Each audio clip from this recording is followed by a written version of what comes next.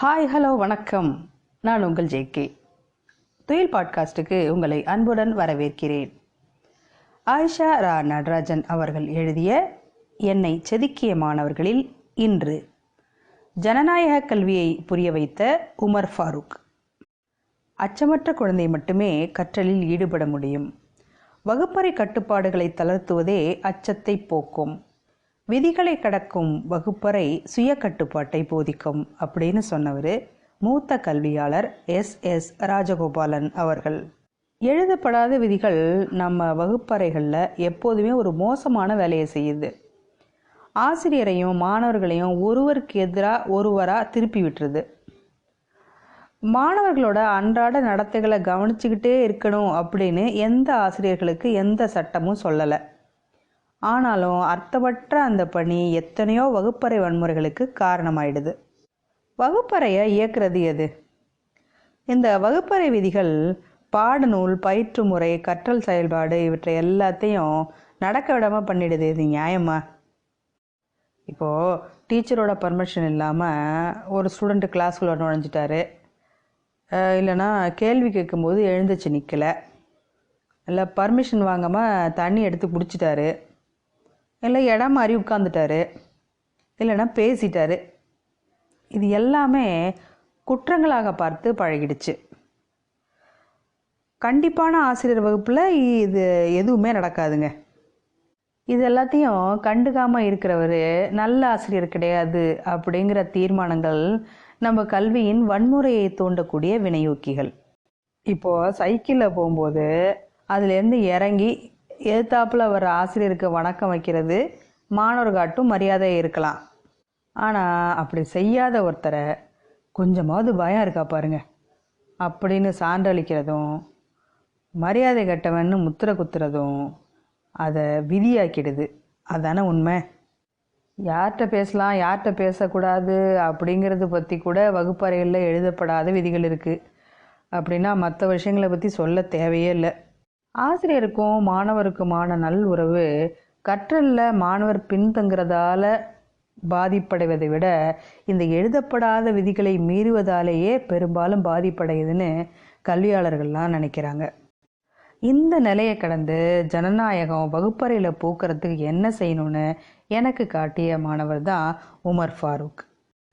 அதுக்காக மாணவர்களை அப்படியே விட்டுறதா? ஒழுங்க வகுப்பறையில் எப்படி தான் கொண்டு வர்றது அப்படின்னு ஆசிரியர்கள்லாம் கேட்குறாங்க. எந்த விதமான சுதந்திரமும் இல்லாமல் முழு கட்டுப்பாட்டில் வைக்கப்படுற வகுப்பறைகளில் ஆசிரியரோட பணி எளிமையானது. ஆனால் சுதந்திரமற்ற சூழலில் குழந்தைங்க எதுவுமே கற்றுக்கிறதில்ல. இந்த சவாலை சுய நிர்வாக வகுப்பறைகள் அப்படிங்கிற கல்வி முறைப்படி தீர்த்து வச்சவர் தான் ஏஎஸ் நெயில்.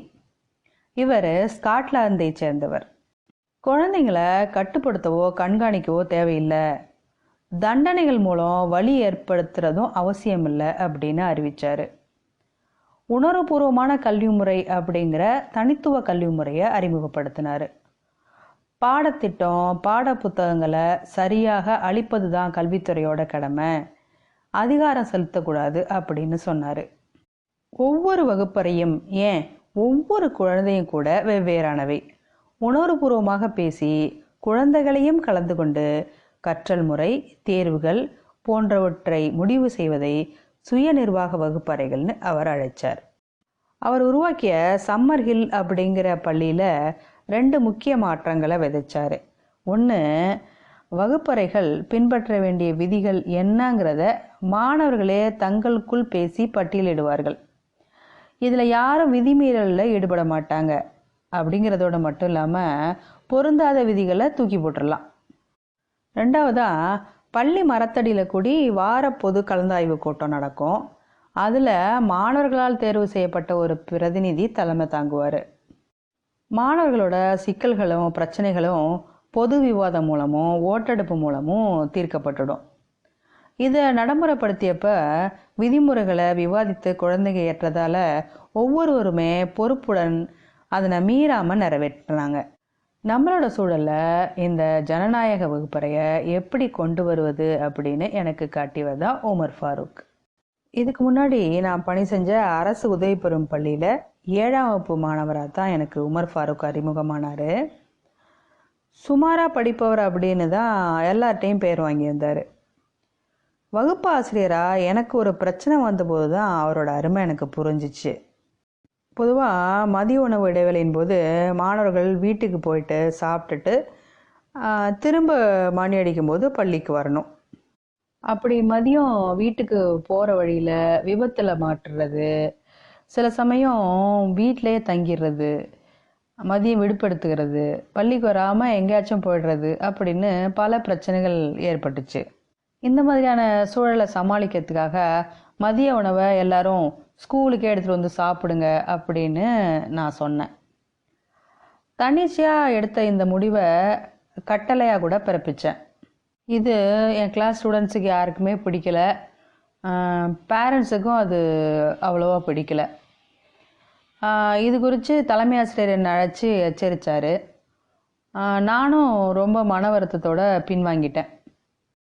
மதிய உணவு முடித்து கையெழுத்து பயிற்சி, வாய்ப்பாடு சொல்கிறது அப்படின்னு வீட்டுக்கு போயிட்டு வர நேரத்தை உருப்படியாக செலவு செய்யலாமே அப்படின்னு பல சமாதானம் சொல்லி பார்த்தேன். எதுவுமே எடுபடலை. உசுப்பி விடப்பட்ட சர்வாதிகாரி மாதிரி பார்க்குறவங்க மேலெல்லாம் எரிஞ்சு விழுந்தேன். 2-3 நாளைக்கு அப்புறம் ஒரு நாள் நான் வகுப்பறைகளில் நுழைஞ்ச போது மேசை மேலே ஒரு பேப்பர் இருந்துச்சு. அதை நான் எடுத்து பார்த்தேன். அதில் ஒரு சிறு பட்டியல். வகுப்பறையிலேயே மதிய உணவு சாப்பிட விரும்புவோர் 36, விரும்பாதோர் 7, பிராக்கெட்டில் வீடு அருகிலேயே உள்ளது. அடுத்து, சாப்பிட்ட பிறகு கையெழுத்து பயிற்சி, வாய்ப்பாடு பயிற்சியை விரும்புவோர் 0, விளையாட விரும்புவோர் 43, அதாவது வகுப்பு மாணவரோட முழு எண்ணிக்கையும் அதான் அந்த 43 என குறிப்பிடப்பட்டிருந்துச்சு. நான் அதிர்ச்சி அடைஞ்சிட்டேன். இது யார் செஞ்ச வேலை அப்படின்னு நான் விசாரித்தேன். உமர் ஃபாரூக் தான் எழுத நின்னார். நான் என்னோட தவறை உடனே உணர்ந்தேன். குழந்தைகள்கிட்ட கருத்து கேட்க தவறியது என்னோட தவறு. விரைவிலேயே யாருமே மதிய உணவுக்கு பள்ளியை விட்டு போகலைங்க. நானும் அவங்கள எல்லாரையும் வகுப்பறைக்கு வெளியே திறந்த வெளியில் மணி அடிக்கிற வரைக்கும் விளையாட அனுமதித்தேன். வகுப்பறை ஜனநாயகம்னா என்ன அப்படின்னு எனக்கு புரிய வைத்த உமர் ஃபாரூக் இப்போது சென்னையில் ஒரு தனியார் பல்கலைக்கழகத்தில் பொறியியல் துறை விரிவுரையாளர். மீண்டும் சந்திப்போம். நன்றி.